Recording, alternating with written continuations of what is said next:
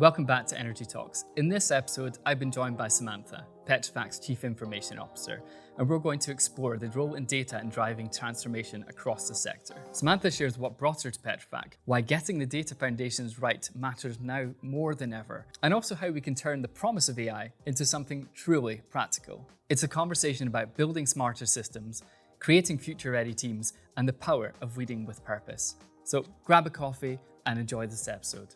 Samantha, thank you so much for joining me on Energy Talks today. You're welcome. Thanks for having me. You've worked across aviation, manufacturing, and consulting.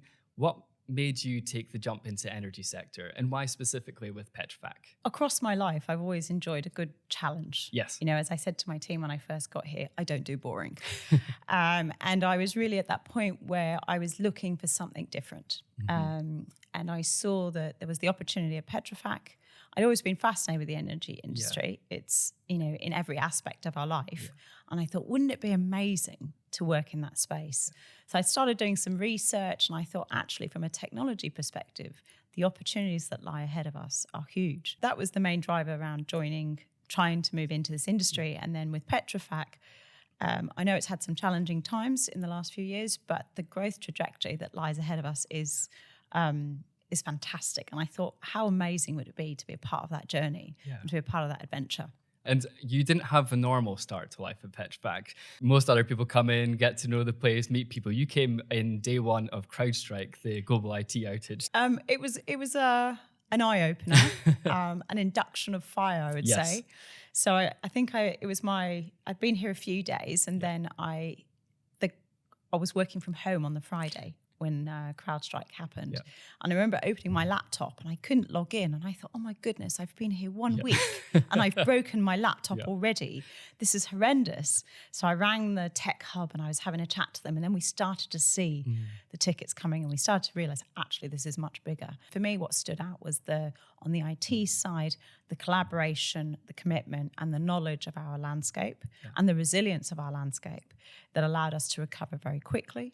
But also on the business side and a number of stakeholders and our executive, the calmness and willingness to listen and understand about what was going on so we could ensure the business could continue to operate as best as possible. Yeah. So it's not what I would ask or wish any new CIO to have, but it was an amazing way to see how the way a company truly operates at a time that is incredibly challenging. Yeah, exactly. You probably got to know the business better than you would have 6 months without a CrowdStrike. Yeah. You mentioned that Petrofac felt like an opportunity to build something truly special. What was about the role and the timing that made that feel so right?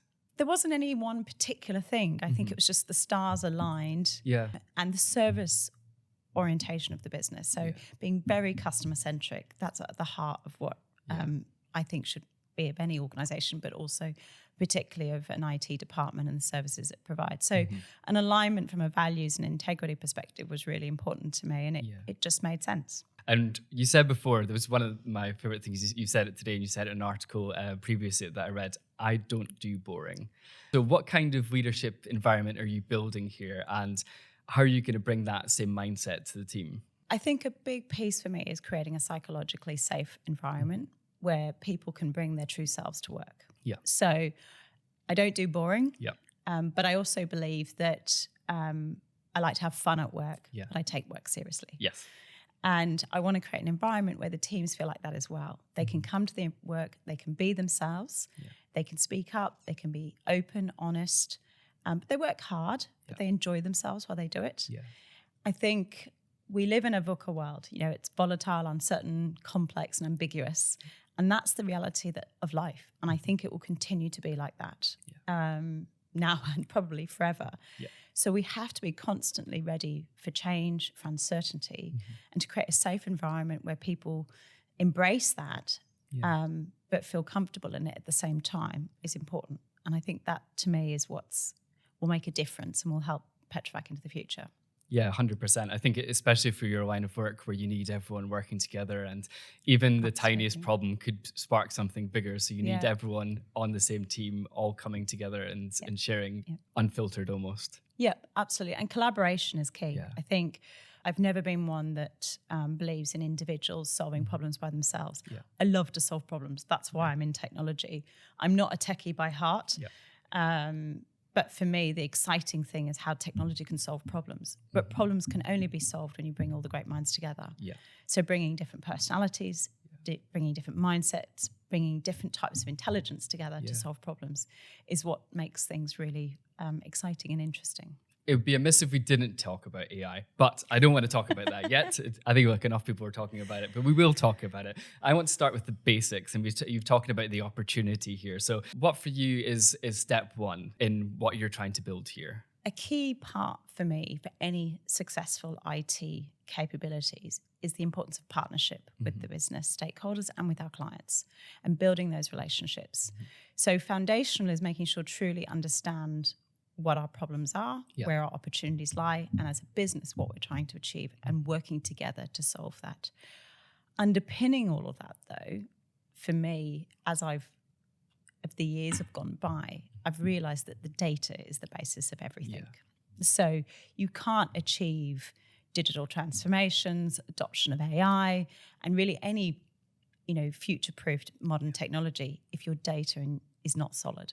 So that is a big focus for us, is driving that data maturity, focusing on our data quality, and also focusing on the connectedness of our ecosystem. So that continuous flow of data can be leveraged and taken advantage of. So that is a big part for us, but we have to do it in partnership with our business stakeholders and ultimately also for our clients. You've talked about having a strong data foundation there. Why is it so critical, especially in the energy sector? I think a key part of data is that it is so foundational to learning. So even from a people perspective, before technology existed, if you didn't have information, if you didn't have data, you wouldn't learn, and therefore you wouldn't improve and you couldn't deliver value. And the same goes for technology. So we have a huge abundance of data. I mean, Petrofac's been here for years and we've got decades worth of information. It's taking that and using it so we can learn from it. And that's what AI does. It learns from data. It creates patterns and logic from data. And so that's why I think in the energy sector in particular, it has got a huge amount of data available that we can leverage to drive those insights and to learn from. Is there cross-learnings that can be made that you can use the data for? Absolutely. And I think that's an area that we're trying to focus on and drive to see where we can pull those insights and working really closely with the engineering teams to do that. And also the project controls teams that we've got.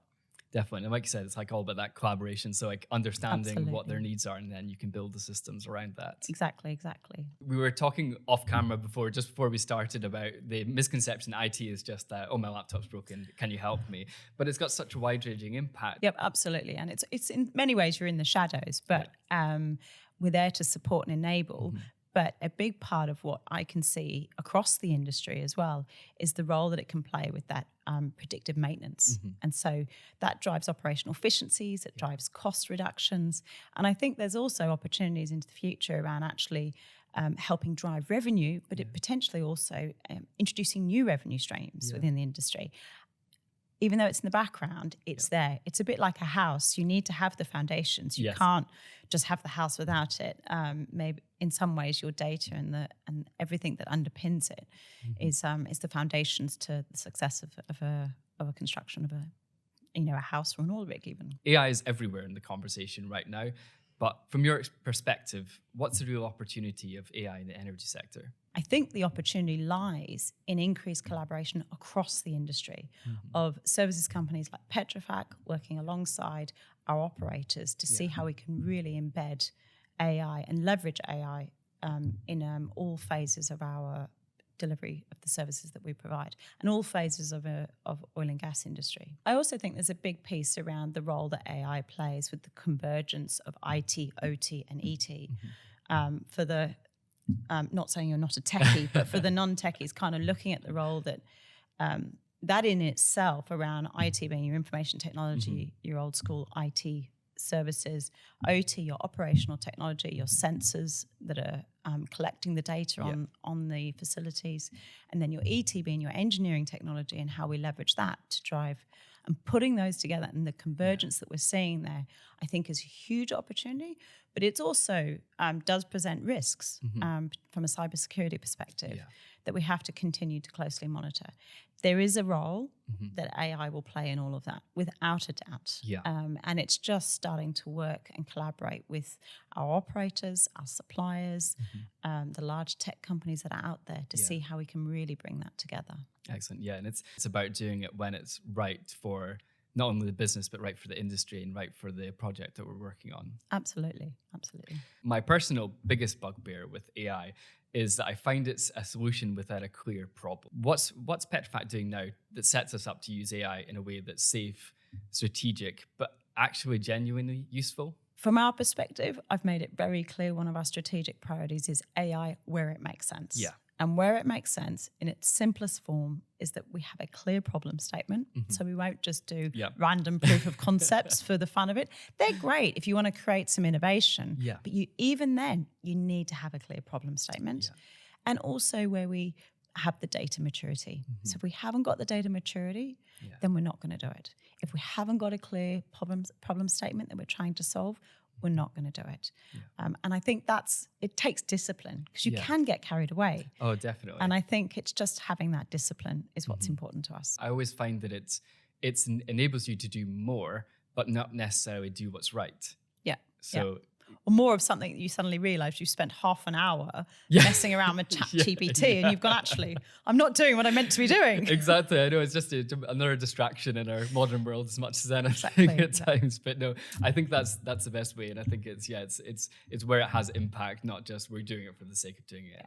It also gives people focus and alignment, right? Because even if you're looking at leveraging AI, you need to bring teams together to take advantage of it. And if they don't have a common purpose, if they don't have a common goal they're working towards, it ends up being disjointed and you don't get the outcomes that you hope for. So you touched on it just a bit there. So Petrofac collaborating with different tech companies and where it makes sense for us as a business. So how are we using that and leveraging those relationships to basically enhance our IT offering and enhance our data offering? A lot of it's around relationship management and creating those partnerships. I've said it earlier on that, I get my energy from people.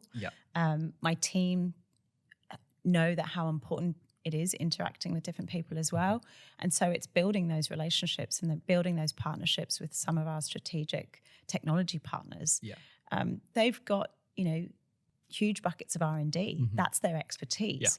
And so it's working alongside them to look at the value they can deliver to Petrofac. It's an extended version of how you work across the teams internally as well. And it's almost just applying that where you're gathering knowledge. How do we help you overcome your challenges and make the most of the opportunities, and then taking that up a level as well so you can help inform how they build their products too. Absolutely.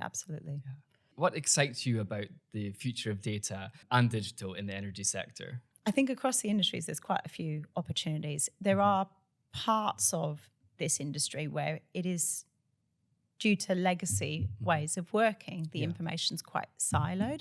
So bringing them together is and driving that connectedness, but also simplifying it and bringing insights and learnings from different industries to actually help with that. It's almost like the perfect storm of positive storm of innovation in the tech landscape, but also now you've got an industry that's ready to start making the most of those opportunities at the same time. So it'll be really interesting what you can build. And it is more complex. It's not straightforward. So that 100%. there is, and there's risk as well. So from our perspective, managing that risk and the health and safety is absolutely paramount. So you've got to do things in a measured manner. I think now technology is at a point where we can take some of those risks in the right way and in a controlled manner to look at how technology can play a bigger role. You need to build trust, and you do that through starting small and scaling up slowly. If you try and go with a big bang, you'll end up spending a ton of money and you wouldn't have brought people along the journey to get there in the end. So I think absolutely starting to look at where there are opportunities to test out, might be on a smaller project, and just test out different processes, test out different technology. And then if it's successful there, then take it to the next level and slowly build up from there. In particular, such a complex industry as well, and such a one where we have safety is everything. So Absolutely. it's got to be that sort of step-by-step journey. But it'll be interesting to see how you build up from here and then take the team on that journey together. It will be exciting and it will be fun. We'll have fun while we do it. Exactly. We don't do boring here. No. So you've had a pretty varied career. What advice would you give to digital or IT professionals considering a move into the energy industry? I think if you enjoy a challenge and you enjoy learning, because every day I am learning something new. I get to a point where I think, okay, I've got it now. I'm on it. And then I sit down and I talk to somebody else. I speak to some engineer and they take me through how they operate. And I go, wow, this is fascinating. So it is a fascinating industry, and bringing together the different teams, when I say different teams, think about them in the context of engineering with your construction teams, with your procurement and supply chain. There is just so many opportunities. It's almost like this, from a tech perspective, an IT perspective, it's like the ultimate candy shop, because there are really, every day is interesting, and every day you learn something new, and that's what makes it exciting. Mm-hmm. So embrace the chance to learn, grow every day. Yeah, exactly. Someone once said to me, you need to be curious. If you're curious in life, you'll constantly learn. And I think within the oil and gas industry, you have to constantly be curious, and you will constantly learn, and you'll be challenged, and you'll enjoy it, and you'll see real value from the work that you do. Yeah, amazing. I love that. I'm a big Curiosity fan as well. So you said before about the people was one of the things that struck you most when you came here about, and is that the thing that's going to keep you excited, curious, and innovating all the way as we go along this journey? Yeah, absolutely. If you can't work, different people are motivated by different things, but for me, the people make the big difference. Yeah, and that's what makes it at Petrofac. Thank you so much for spending some time with me today, Samantha. It's fascinating to learn about the impact beyond the laptop that the IT and you have across the business. And we're a lot more than just the laptops and the mobile phones. Yeah, so we've debunked that today. Brilliant. Thanks for having me. Brilliant. Thank you. Thank you for listening to our conversation, and subscribe to make sure you don't miss the next episode.